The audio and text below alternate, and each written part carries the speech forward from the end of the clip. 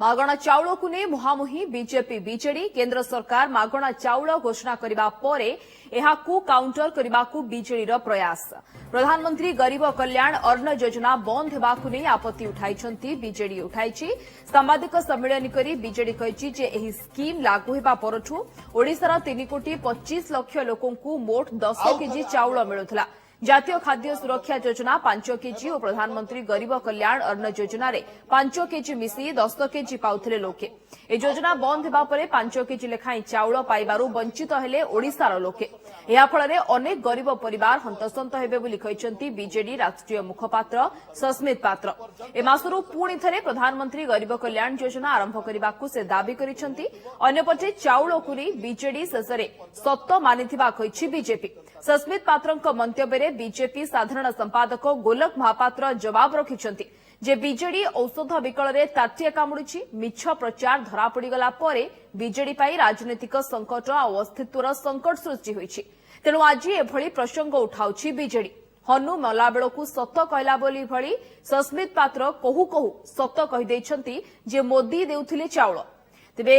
जो चाउल आज आसिबो ताहा मोदी चाउल जदि सतरे बीजेडी दरद अच्छी तेबे 3 कोटी 25 लाख लोकंकु राज्य सरकार मागणा चाउल दियंतु बोली गोलक कहते। प्रधानमंत्री गरीब कल्याण अन्न योजना तार जो 5 किलो चाउल प्रति मास मिलुथिला ओडिशार गरीब लोकंकु से 5 किलो चाउल को केंद्र सरकार काटी देइछंती बंद कर दी। आज ओडिशार गोटे परिवार विषय में कहया पे चाहूची श्री बसंत धरुआंकर परिवार जे तुसुरा बलांगीर ब्लॉक रे अछि बलांगीर जिल्ला रे अछंती। ताकर 6टी परिवार रो सदस्य थिले एवं मासको ताको केते मिलुथला चाउल 10 किलो पिछा 60 किलो चाउल मिलुथला। केंद्र सरकार जो प्रधानमंत्री गरीब कल्याण अन्न योजना जोटा रही बंद करने द्वारा केते अबिका मिलिबो 60 किलो जगह 30 किलो।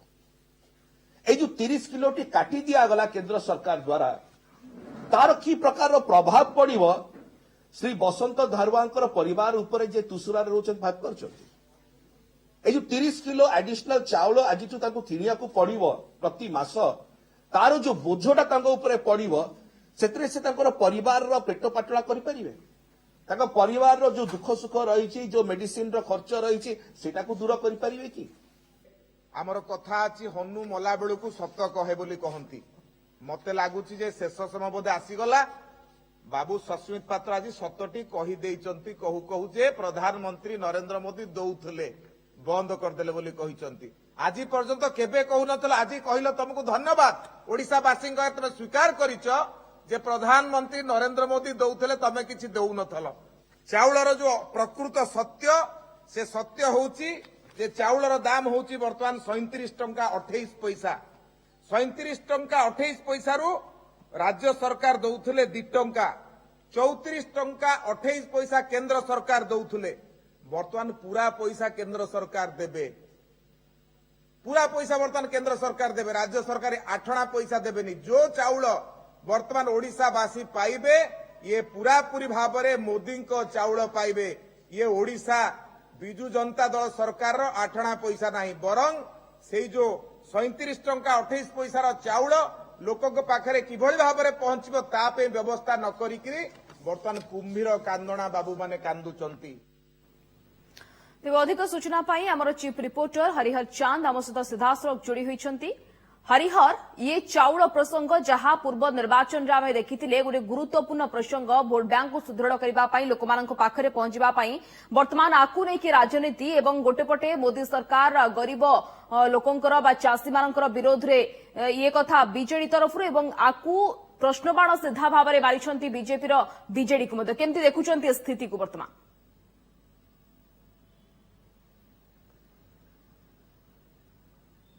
निश्चित भाव देखो मागणा चाउल को लेकिन मुहांमुही बीजेपी बीजेडी होती। आज बीजेडी पक्ष एक प्रेस कॉन्फ्रेंस करा जायथिला जो अनेक किसी अभियोग करा जायछि। प्रकृत कथाटी है जेतेबेले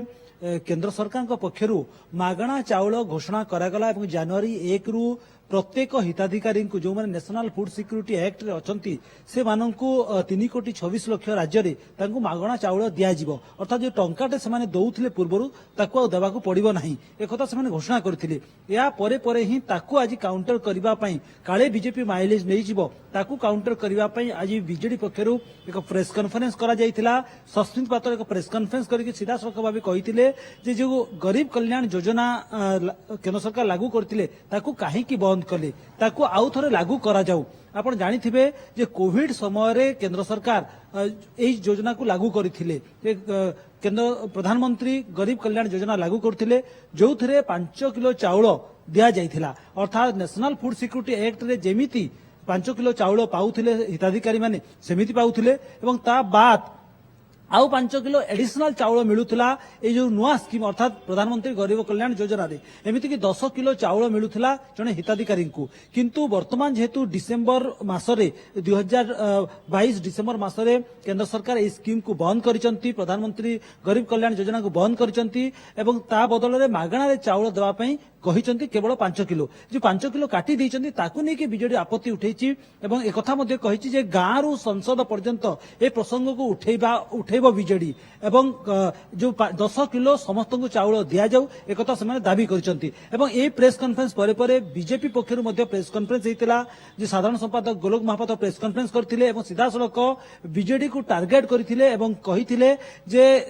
हनु मला बेले जेमिति सत्य कथा कहे सस्मित पात्र सेमिति सत्य कथा कहिसंती मोदी राज्य को चाउल दउचंती ए कथा को बीजेडी स्वीकार करिछि एवं ता सहित एक कथा मध्ये कहिसंती जे मागणा रे मोदी सरकार जेतु चाउल दउचंती तो राजनीतिक संकट बा ताकर अस्तित्व लोप हे जिवो सेति पई से माने एभडिया प्रसंग उठाउचंती एक कथा कहि कि से सीधा सड़क बीजेडी को पारटा प्रश्न पचारिबा सह ताकू काउंटर करचंती तो कोउटा कोउटी जो चाउल को नै कि उभय दल मागणा चाउल को लेकिन मुहांमुही होती गतकाली केंद्रमंत्री धर्मेंद्र प्रधान मध्य कहिथिले हिसाब देइथिले जे मागणा चाउल रे राज्य को मासकु 700 कोटी टंका प्रदान करा जाउची 700 कोटी टंका खर्च होउची वर्ष को 8400 कोटी टंका खर्च होउची सेपटे जे राज्य सरकार मध्य ताकर जो निजस्व स्कीम अछि फूड सिक्योरिटी स्कीम सेथिरे मध्य 9 लाख हिताधिकारी को चाउल दउचनी जोतरे 185 कोटी टंका खर्च होउची अर्थात 8400 कोटी बनाम 185 कोटी ए कथार हिसाब गतकाली मध्य केंद्रमंत्री धर्मेंद्र प्रधान देइथिले जाकू नै कि जेहेतु चाउल एक बड़ चाउल मागणा चाउल जदि दियाजिबो ताले बड़ भोट बैंक हाथ में रहिबो एक कथा भाबिकी